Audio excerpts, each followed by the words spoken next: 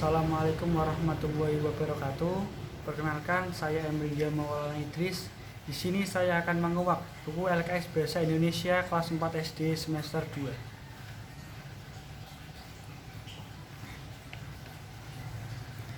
Buku ini disusun oleh Anissa Faulia, diterbitkan oleh CV Pustaka Persada. Tahun terbitnya yaitu tahun 2020.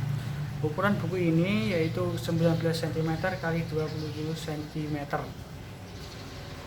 Halaman ada 124 halaman. Buku Bahasa Indonesia untuk kelas 4 SD adalah salah satu buku yang beredar di sekolah-sekolah SD di Jepara. Buku ini berisi materi-materi yang berdasarkan pada kurikulum terbaru, yaitu 2021 ini. Buku ini di tema 7 dan 8 berisikan materi teks non-fiksi dan teks fiksi. Buku ini masih menganut alur tematik seperti sebelumnya, tapi sudah dikelompokkan menjadi satu mapel. Buku ini memang dikemas sebagai sarana pembagian oleh guru pada murid dengan bahasa yang mudah dipahami oleh siswa SD. Buku ini dibuat untuk memenuhi kebutuhan belajar dan keterampilan bahasa Indonesia, dan materinya sudah disesuaikan dengan kurikulum terbaru. Di tema ke-7 sudah masuk jenis teks non-fiksi, yaitu teks yang dibuat berdasarkan kenyataan yang ada, realita, tanpa mengada-ngada, atau hal yang benar terjadi dalam kehidupan ini. Di bab ini, penulis menggali pengetahuan baru yang terdapat pada teks non-fiksi ini. Siswa diharap dapat menyampaikan pengetahuan baru dari teks non-fiksi ke dalam tulisan dengan bahasa sendiri. Penulis juga memberikan soal-soal mengenai gagasan pokok, perbedaan antara informasi satu dengan yang lain, dan juga siswa diminta mencari informasi penting dalam cerita-cerita tersebut. Ada 12 jenis teks non-fiksi dalam buku ini.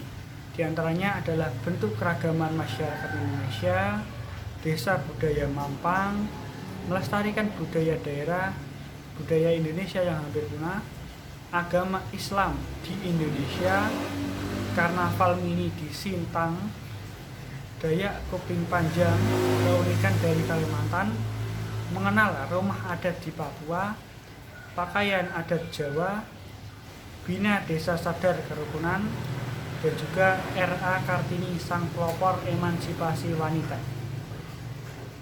Untuk di tema 8 sudah masuk ke dalam jenis teks fiksi. Adapun teks fiksi merupakan sebuah cerita khayalan atau cerita fantasi yang dibuat karena imajinasi seseorang. Karya sastra fiksi ini dibuat dengan tidak adanya suatu kebenaran, karena hanya merupakan imajinasi atau khayalan penulis cerita tersebut. Pengarang membuat siswa untuk dapat mengidentifikasi cerita fiksi dan mengidentifikasi unsur intrinsik. Di dalamnya terdiri banyak cerita-cerita rakyat dan juga legenda.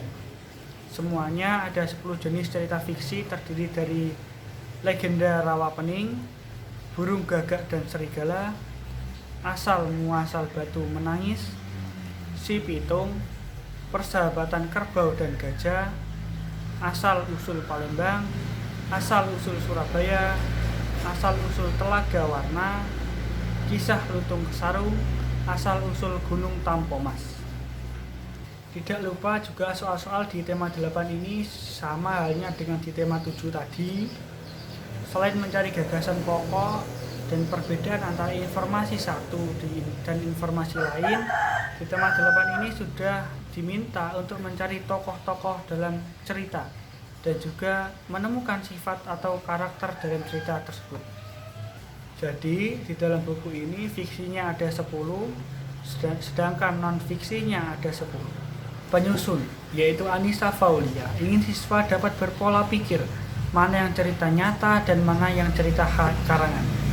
Penulis berharap siswa tidak hanya dapat memberikan informasi secara tepat, Tetapi siswa diminta untuk berpikir lebih kritis dan juga berimajinasi atau merangkai suatu kata menjadi kalimat, cerita, puisi, atau lagu yang indah. Kelebihan dari buku ini yaitu pengarang ingin membuat siswa untuk dapat berimajinasi dan juga berpikir kritis dalam mengarang suatu imajinatif. Selain itu, materi-materi disajikan secara sederhana sehingga dapat mempermudah pembaca atau siswa untuk menguasai materi yang sedang dibahas, dan juga soal-soal cukup tersedia banyak sehingga siswa dapat mengerjakan berbagai variasi soal fiksi dan non-fiksi, dan juga untuk melatih otak untuk berpikir lebih cermat lagi. Kekurangan yang paling jelas di buku ini yaitu kurangnya gambaran-gambaran sehingga dapat membuat jenuh siswa apalagi yang tidak suka membaca. Demikian video resensi LKS kelas 4 dari saya.